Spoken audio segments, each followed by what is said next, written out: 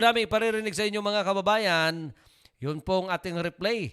I-replay ho natin yung pong talumpati ng Pangulo ho ng Republika ng Pilipinas sa kanyang huling State of the Nation Address o SONA sa kanyang termino. Napakahalaga ho na mapanood, maintindihan, malaman, mapakinggan ng ating mga kababayang Pilipino ang mga tinuran ng Pangulo ng Republika ng Pilipinas.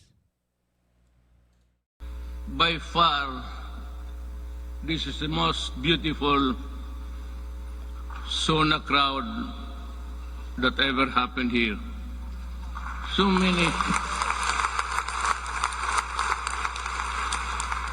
many beautiful faces, and you only have to guess when you see the full face of the person.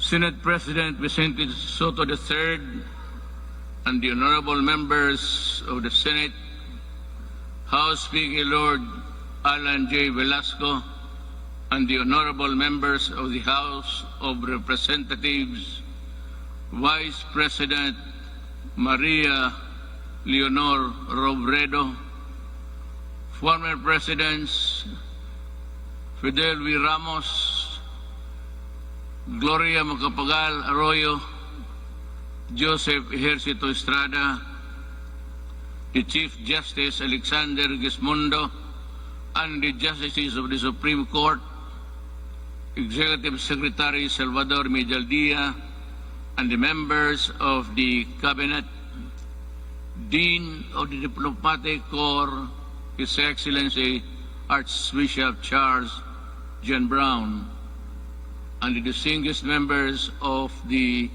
Diplomatic Corps.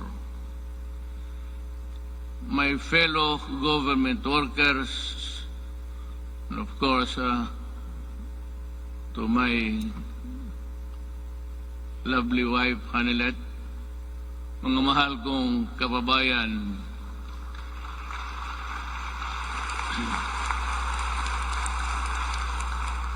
when I assumed the presidency 5 years ago, dominant in my mind were the dreams and visions of a better life for all Filipinos.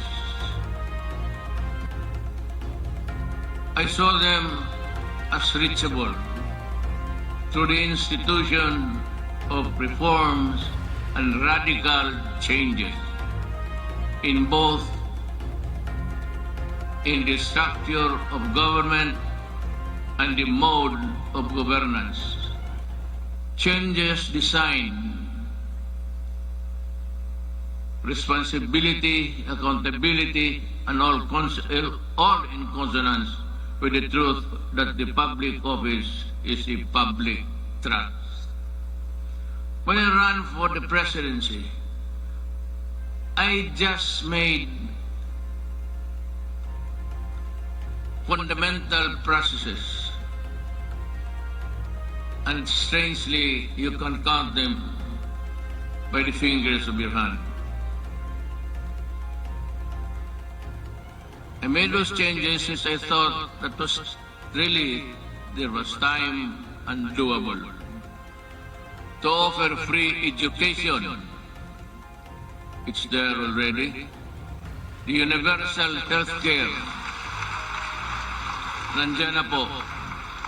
The fight against illegal drugs, criminality, and corruption, and the development structure, including free irrigation and other big-ticket projects, which I thought I did not have the funds to do it. But perchance, among others, they were done in my term. Today, as I approach my term, my end of my term, I have less visions, but more remembrances. But mine is not to review or to second guess what might have been, but to bear and respond with the urgency of the unforeseen events as they unfold. Even before I took the oath of office, and everyone else, I suppose, knew the gravity of the enormity of the problems that the country was facing. And precisely because of that awareness, I was driven to hasten implementation of changes which I believe the country needed, keeping in mind that the Constitution afforded me only 6 years to make those changes happen. Making a difference within the constitutional time frame is what I was up against. But no one gets by legally without warming to the needle's eye of the constitutional imperatives. That is why I cajoled, I shewed, I pushed, and I tangled with men of wealth and influence who were oblivious to the anguish and pleas of the weak and impoverished. And for that, I was pilloried to no end. But I did not succumb to the attacks. And neither did I allow criticisms, however intense, dampen my determination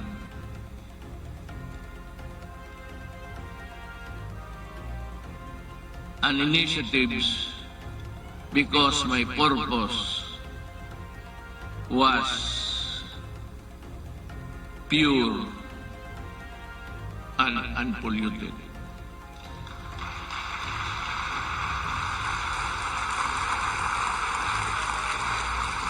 While we were busy instituting reforms, the twin augurs of illegal drugs and corruption laid low for a while, only to resurface as still with us. And make no mistake about it, corruption is but another term of stealing people's money, dashing in its way a nation's goals and aspirations. Due to the brilliant programs and excellent work of our economic managers and the extraordinary cooperation between the executive and legislative branches of government, our economy with investor confidence was poised to leapfrog from the company into the company of the world's fastest growing economies until COVID-19 pandemic stalled everything. Be that as it may, allow me this opportunity to extend my personal and the nation's gratitude to all those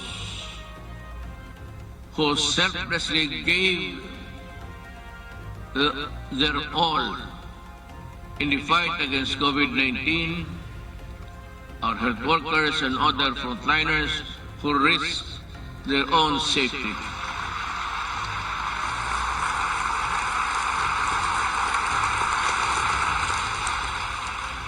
To keep our essential health services and our food supply chain running, boosting the economy activity and ensure peace and order in our community. I would like also to extend my deepest appreciation for the generosity of the private sector who came to the government's aid in fighting COVID-19.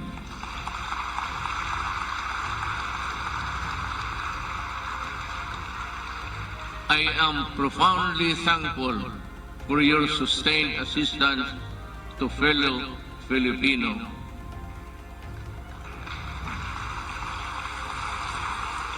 And amidst the same deleterious effect of the pandemic to our respective industries, let me assure you that the government is committed to assess the private sector to regain the commercial vibrance of the country prior to the pandemic.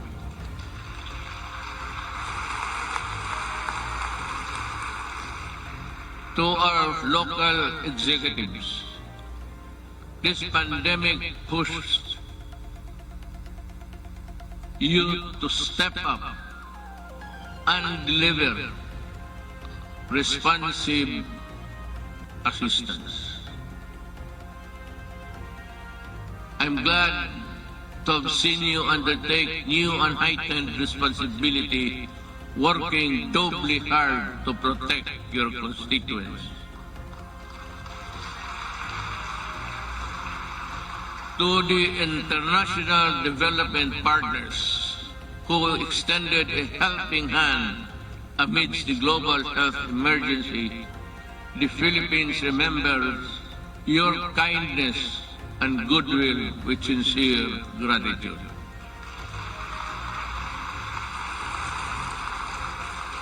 And to all of you who answered the call to protect one another by adhering to our nation's protocols, daghang salamat.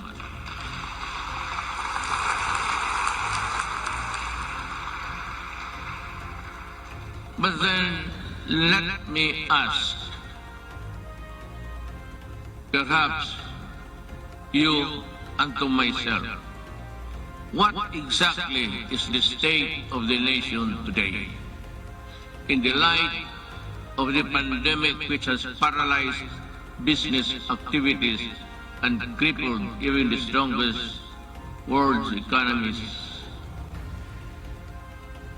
So, where do we go from here?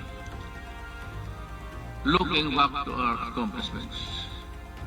In my first SONA, I laid down with utmost commitment and resolve the overall direction of my presidency. A comfortable life for all Filipinos anchored on a people-centered approach to development and governance. If I remember correctly,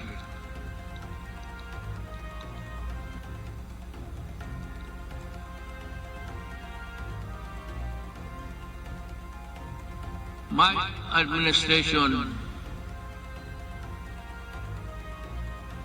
I said, will implement a human approach to development governance in our people's welfare in the areas of health, free education, adequate food and housing, environmental preservation, and respect for the culture. I bore no illusions that steering a nation towards a comfortable life for every Filipino would be easy. Indeed, the past 5 years have truly been challenging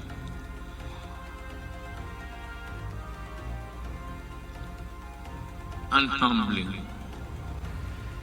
I stand here before you today bearing no conceit, but if there is one thing that I could be proud of, is that not once did I waver in doing the unpopular, even if it meant upholding the greatest good for the greatest number.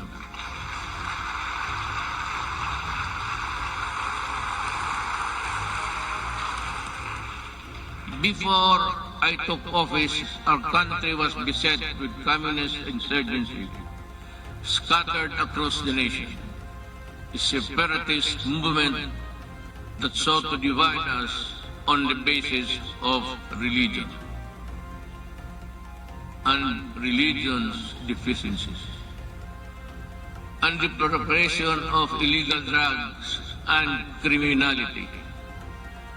Our armed forces were ill-equipped to deal with internal and external threats, while the police force had been overwhelmed.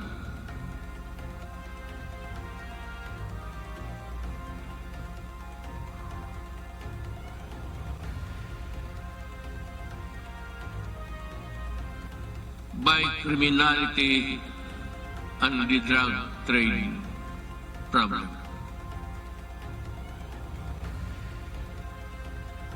This is why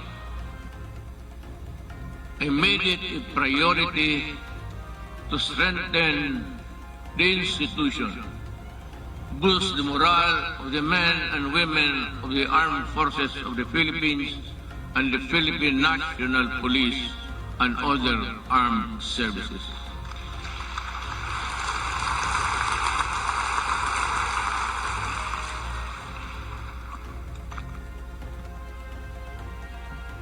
Again,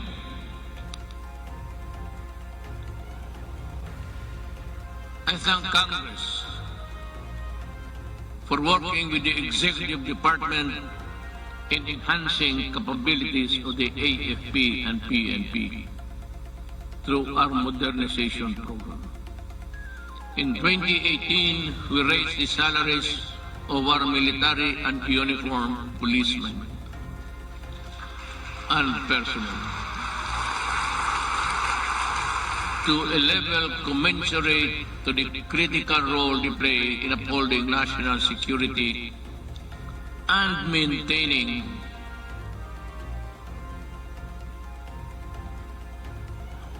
order. I am asking Congress to pass a unified system of separation, retirement, and pension of military and uniformed personnel to maintain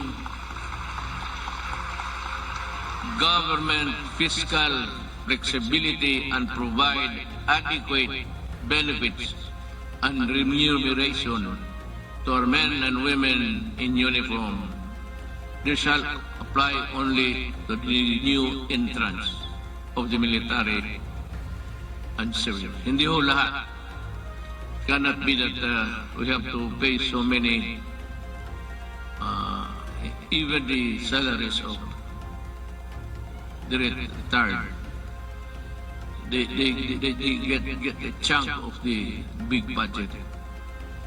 And if we include the new entrants, the funds available for them would not be enough. It is also high time for us to pass a law providing free legal assistance to AFP and PNP officers, enlisted personnel,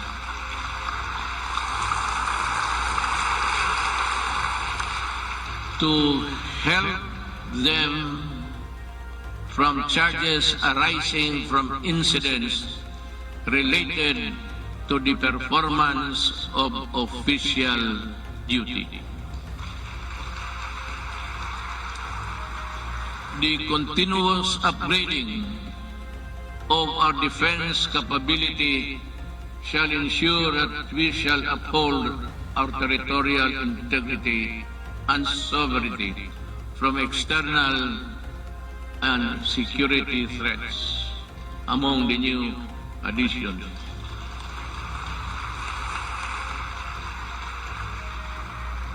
We welcome the country's two missile-capable warships to enable us to protect our seas by providing them with necessary equipment, by enhancing their professional capabilities, and looking after the families of the soldiers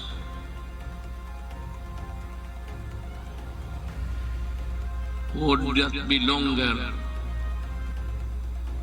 be in their company.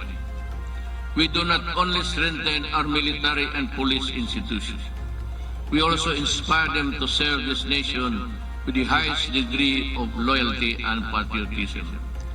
We enable them to carry out their mandate to defeat all enemies of the state, whatever the cost. Indeed, I am proud of the accomplishments of our troops in securing our nation against all threats to our democratic institution.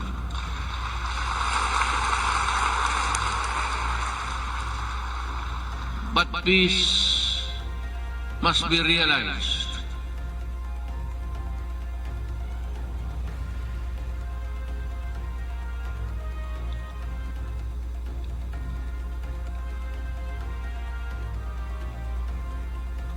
Peace and security is not only just a military concern. That is why we deviated from the traditional purely military approach in dealing with matters of national security.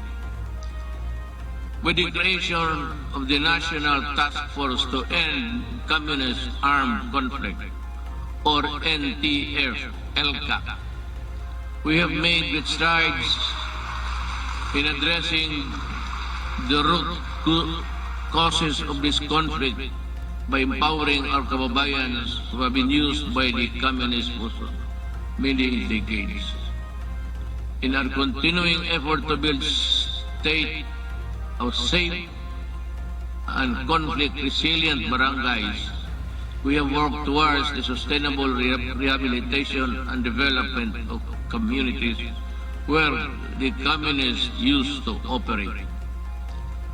Through the NTF-ELCA, we invested in farm-to-market roads, school buildings, water and sanitation, health stations, and livelihood. Alam mo, kasali na tayo dito lahat. Always, every law or every regulation must pass Congress, of course, to the President. But sometimes, you know, in our,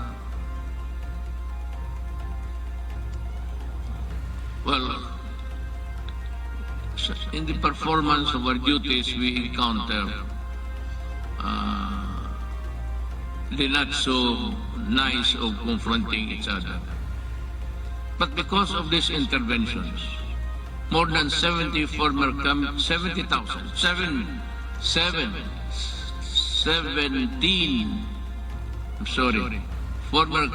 rebels have surrendered to government.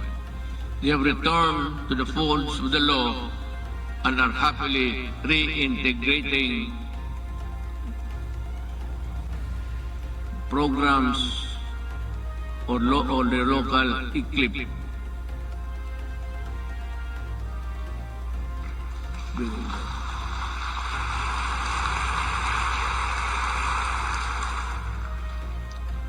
It's either I am talking too fast or too slow, or the operator of this thing here is drowsy.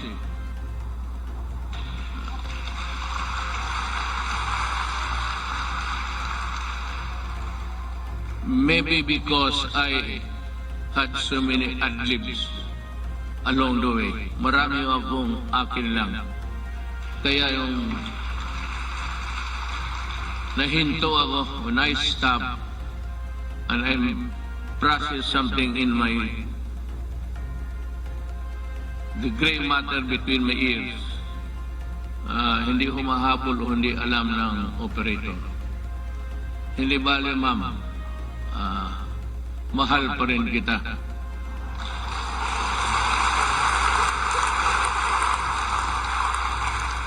Lalaki ba ito o yung mga babae? Kagabi yung mga babae, sila? Sabihin mo sa kanila, magipagkita ako maya. I will embrace them for their punctuality in operating this, this strange machine that gives you the speech. With the support of our local government units, I am confident that support for the communist movement will continue to erode in the next few months. Unlike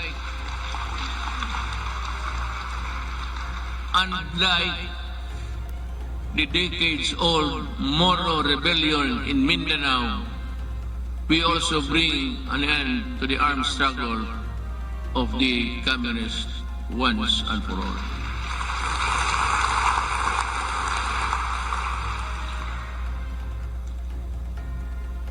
Sa totoo lang itong komunista, college pa ako.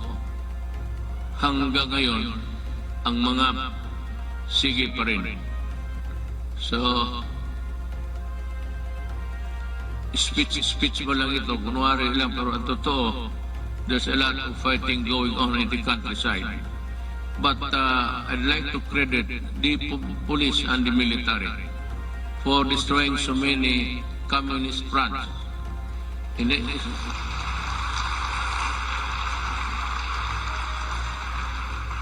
think they have destroyed more than 15 apparatus or the fronts of the Communist Party of the Philippines. Alam mo, mag-istorya muna tayo sa taxation. I'd like to be frank with you. Everybody in this country are paying taxes to the communists. The Communist Party earns billions, but pass on a little to their fighting men who die for an ideology that is so rotten and corrupt. They themselves are pocketing the money, and their children are studying in Europe and in other places, which I think none of you here can finance such journey. Yan ang masakit nito. They collect taxes, support season in Netherlands, and they do nothing but bad-mouth government and war dogmas and everything. Hindi na sila nagpagod. It's about 53 years in the making. And until today, the poor people are dying. The cadres, and most of them belonging to the indigenous tribes of our country, are fighting a losing battle between communists and the government. They waste lives, they enlist children, and they are proud of it, but they deny it. But when you go to the mountains, such as I and Senator go many times, even during the elections, they were there with so many arms that I think somebody, an idiot here in the Philippines, supplied the firearms.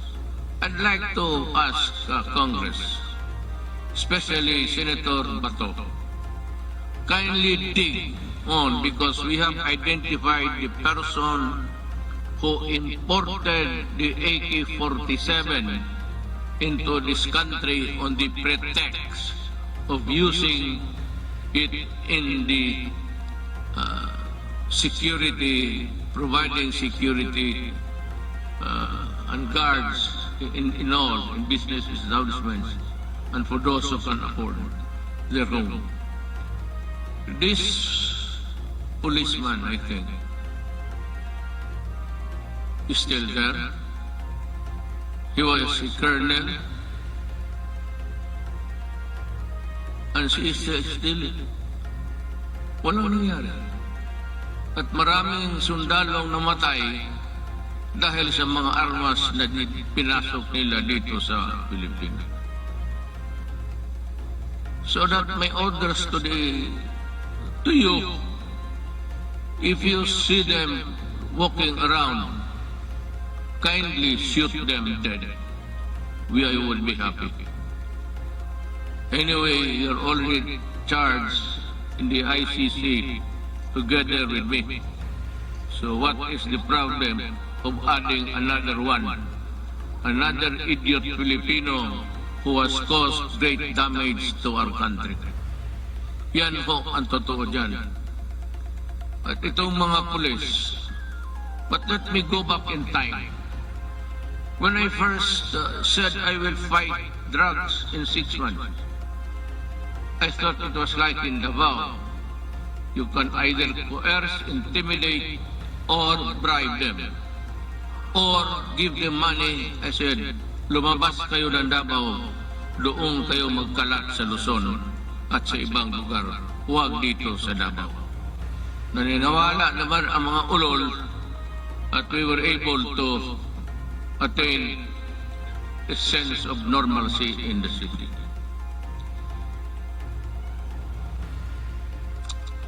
Yun ho ang totoo. There are people charged with corruption and even going to prison for just maybe not telling the truth in their assets and liabilities. Nakukulong itong mga police were doing their thing, their drugs. They were the manufacturers and they were the distributor of drugs. When I became president, I asked De La Rosa, he was the chief of police of my city, I promoted him direct to being PNP chief. 4-star na kaagad automatic. But I told him and the others, look for the enemies. Look for where they are. And if you find them, destroy the apparatus.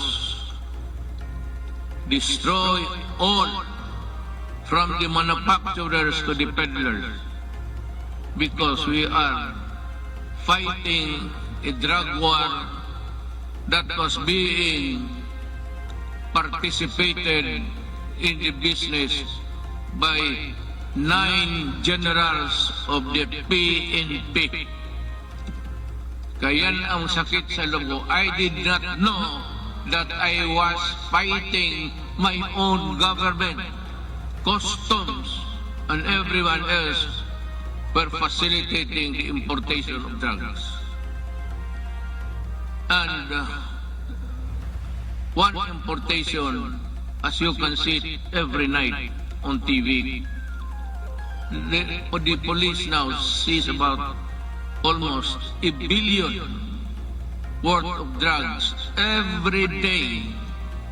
And if you look at the 888, there are about 1,000 Filipinos arrested every day by the police in connection with drug trafficking. And that is why I go crazy looking at the situation. They are still around. We do not have the laboratories now because nawala na sila. At itong naiwan ngayon are doing the importation. the citizens of another country cook their shabu in their in their tugboat or something, and they throw out the product contained in the plastic bags and with GPS attached to the contraband so that the importer could find them easily. That is how we are fighting, almost losing a battle against that. And now, the Sinalosa gangsters of Mexico and the triad of Laos in that area. They are busy cooking, and we have the Filipinos here with nothing in their mind except to destroy a nation, distribute them. That is what I said. I've been asked the question, and several times I gave the answer. I am a Filipino, and I love my country. I do not want my country in disarray because of drugs. I do not want families break up and become dysfunctional. Yun ang masakit sa akin. If you want to destroy a family, look for a way of the member or a resident of that family home. Biglang mga droga. Pag nandiyan na yung droga at they are cooked, and that is the end.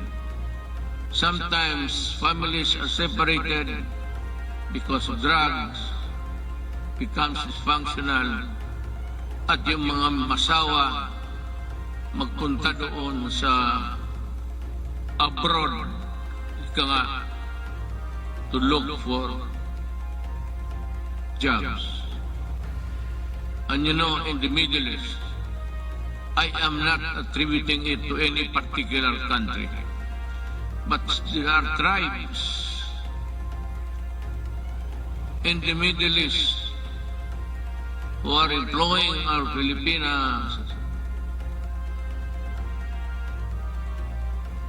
citizens, and they are uniformed. Everybody who comes here home asks them how many hours of sleep they have. They said it's only 3 to 4 hours. And the food is hagwas. And the sacrifice, because they send money to the families back home, and thinking all the time that the money was spent usefully, only to realize when she comes home that that family has already dispersed to nowhere. Bakit yan? Because itong mga drogista sa baba, itong peddlers, itong basurero, tawag, sa street lingo, they look for families na may mga nanay, tatay nagtrabaho, ang tatay or nanay nagtatrabaho sa abroad. And to think na iniiwan nila ang mga anak nila kung saan-saan na lang to their neighbors at the tender age of 3 to 4, 5. It breaks your heart. Iiwan lang nila sa kapitbahay kung walang mga relatives. And then, when they come back 5 years after, 4 years after, they now realize that their young sons and daughters have gone into prostitution because of drugs. And their boys or the male are nowhere to be found and into the drug business also. Yun ang pinakamasakit. Masakit sa akin na ang Pilipino pumunta doon para magtrabaho because sexual abuse in some tribes in the Middle East have this notion that if you are a slave or you are a paid person working for them, sexual abuse becomes part of the territory. Kaya dyan ako pumuputok at nakakita ko yung mga pamilya na sira. And to think that they labored without sleep, eating as a garbage, and not being allowed to go to their own church to pray, well, that is prohibited by them. And we have been, just because of the money that they get, we just look the other way around, but still being, bothered every night, and what will happen to the next succeeding group of. That is why I have in this speech, I talk about slavery. Pero yan, magprangka ako I will never deny, and the ICC can record it. Those who destroy my country, I will kill you. And those who destroy the young people of our country, I will kill you. Talagang ngayon ito because I love my country. You can do it the legal way, but it will take you months and years. And you know what? The statistics I just learned the other night, that plenty of those who are in the middle class have been released from prison despite the fact that they are charged of trafficking which is non-bailable, and most of them are out. Babae pati lalaki ang kaso. And that is why I said, I toyed with the idea. I said, if there is still space, with due respect to the Senate President, he is a good man. He can become a good Vice President. He is holy. Ngayon, hindi na siya nahuli. Noon, huling-huli siya. But with due respect to Senator Soto, who's also running for the Vice Presidency, he is a capable man, a good man, and a Filipino.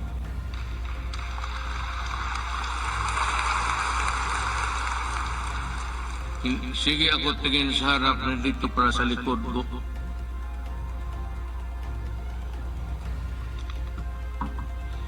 You know, you are all, I've been in politics, mayor for 23 years, 5 years as a congressman dito.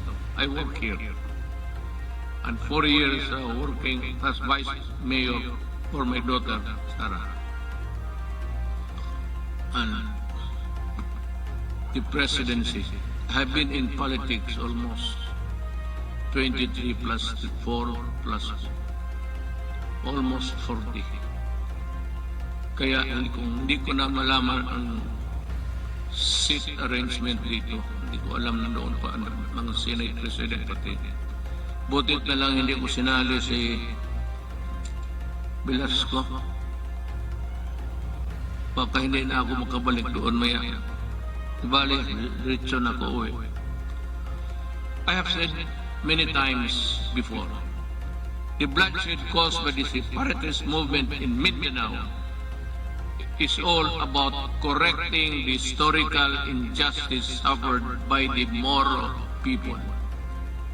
Since the period of colonialization, with the help of Congress, we were able to pass the organic law for the Bangsamoro Autonomous Region in Muslim Mindanao.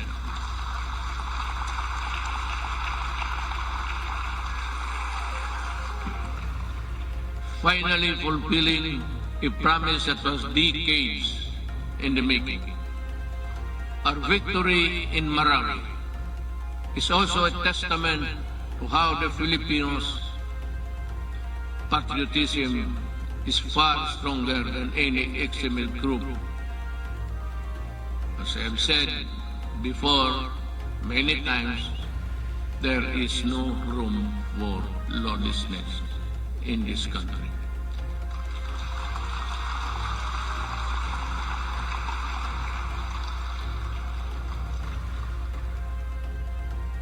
Rebuilding a better Marawi remains today still not completed.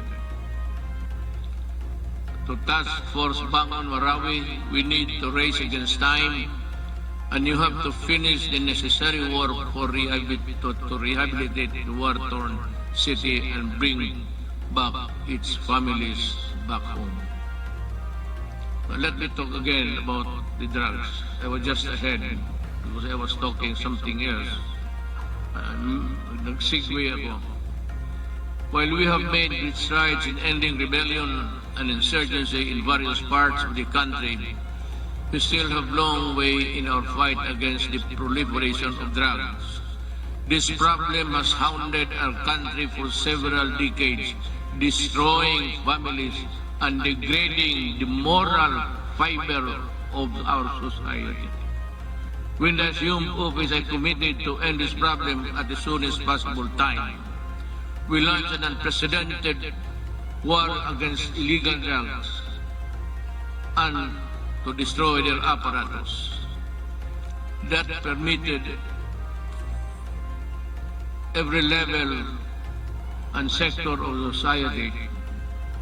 We wage war on the manufacturers, the financiers, the suppliers, the peddlers, and the entire syndicates, and more importantly, their protectors in government. We have rescued and reformed drug dependence because of their idiotic sense of decency. But interventions and building facilities not only for the rehabilitation but also to prepare them to reintegrate into society. Our unyielding campaign led to the surrender of millions of drug dependents and neutralization, capture and prosecution of thousands of drug personalities. The dismantling of illegal drugs and syndicates and the drug laboratories, the extensive drug communities down to the barangay level, and the cutting of narco politics. You know, allow me a little bit of your time. Wala naman siguro kayong lakad ngayon. Unless you want to, unless you have this appointment with, I'm sure hindi babae yan. That would be a sexist statement. Kung nagmamadali talaga, halos tumatakbo, babae yan. Kung naglalakad lang na natural, medyo less important yan. Ganon yan. Pero dito wala. I'm not making any sexist. I'm just saying the truth. What is the truth? It's there for all to see.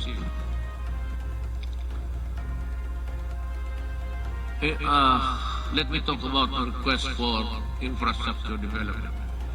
5 years ago, the first thing I made sure was to increase our infrastructure spending to an average of 5% of the country's GDP. This is significantly higher than infrastructure spending of each and past four administrations.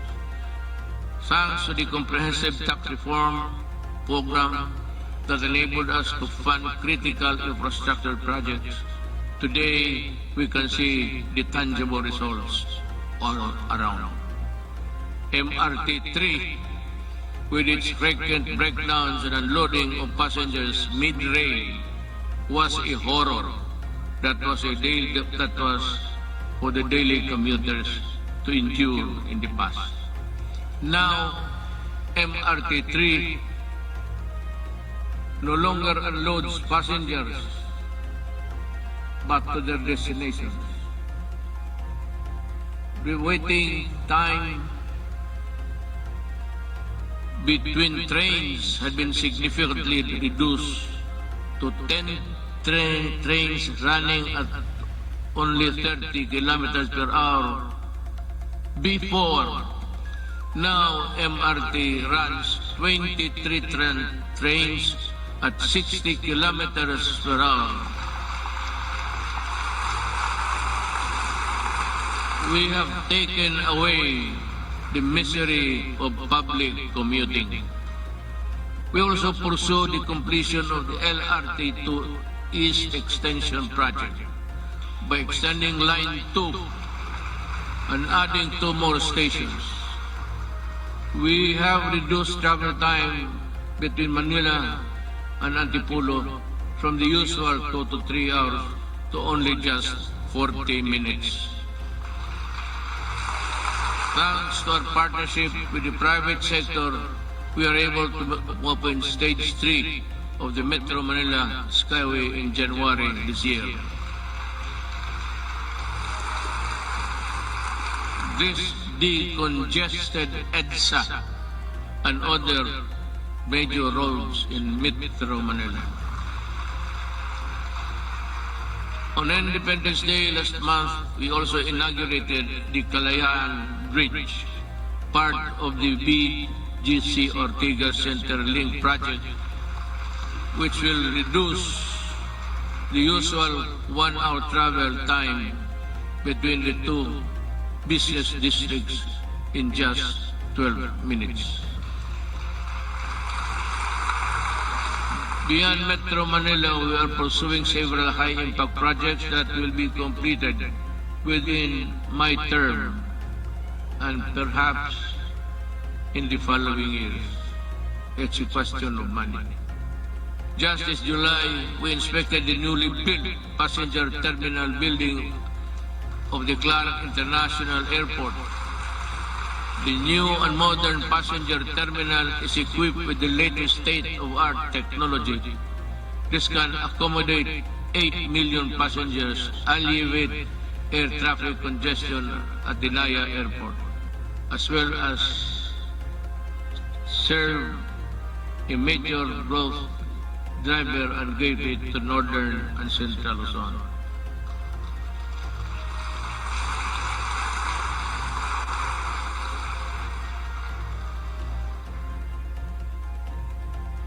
Madali naman magpakpak ang basa ang mahirap.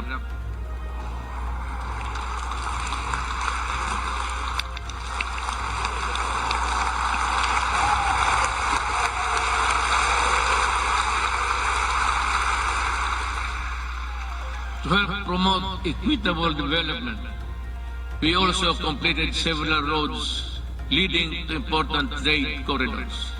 Last year, we completed the construction of the Poro Point Free Port Zone Road in La Union, which improved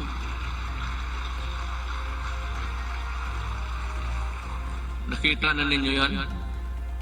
Wala. Sige lang pakpak.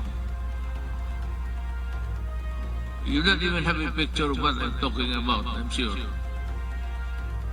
To improve access to prime spots for investment tourism in the Poro Point area. We also completed the junction Lanao-Pagadian-Zamboanga City Road, which will provide easier access to farms and easily transport their agricultural products at low cost and in great quantities to industries and economic zones located in Diplahan, Zamboanga, Cebu.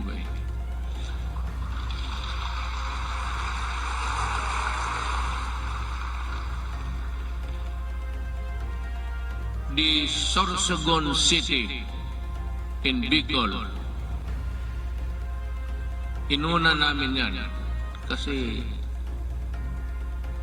mahal ko ang mga Bicolano.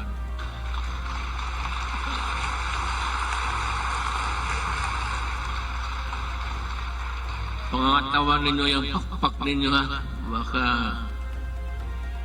the Sorsogon City Coastal Pass-by Road is targeted completion by the end of 2021, while the Davao City Coastal Road will be completed by 2023. Bakit? Why? Why is Davao last? Kasi sinabi ko sa kanila, unahin ninyo yung buong Pilipinas. During the initial years of my presidency, I told the economic managers and the DPWH, pati si Art Tugade sa transportation, unahin ninyo ang Luzon at ibang areas sa Mindanao. Do not look into the political entrails of the city and other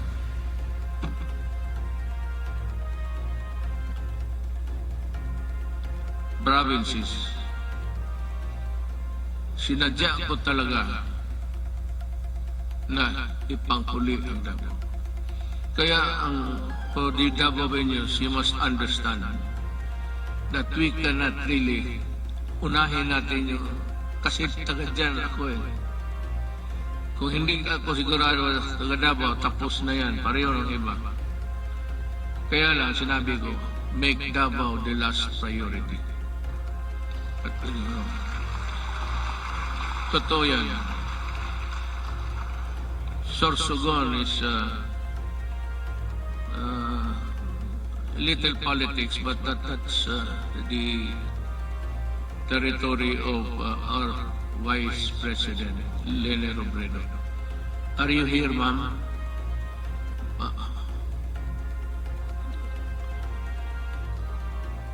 Zoom.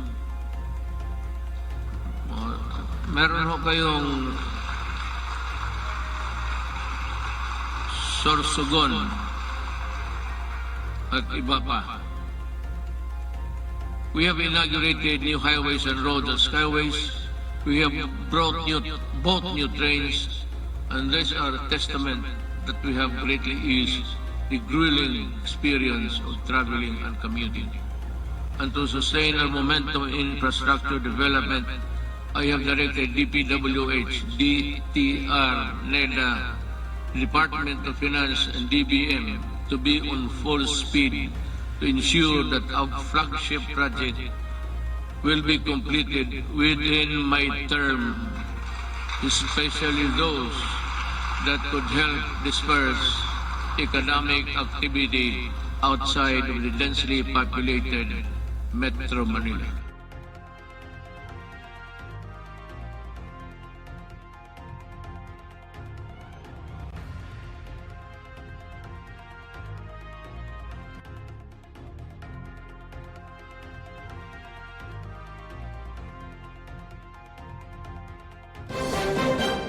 Luzon, Visayas at Mindanao, MI before na papanahon sa makabagong teknolohiya sa larangan ng online radio saan mang bahagi ng mundo pinapanood, pinakikinggan.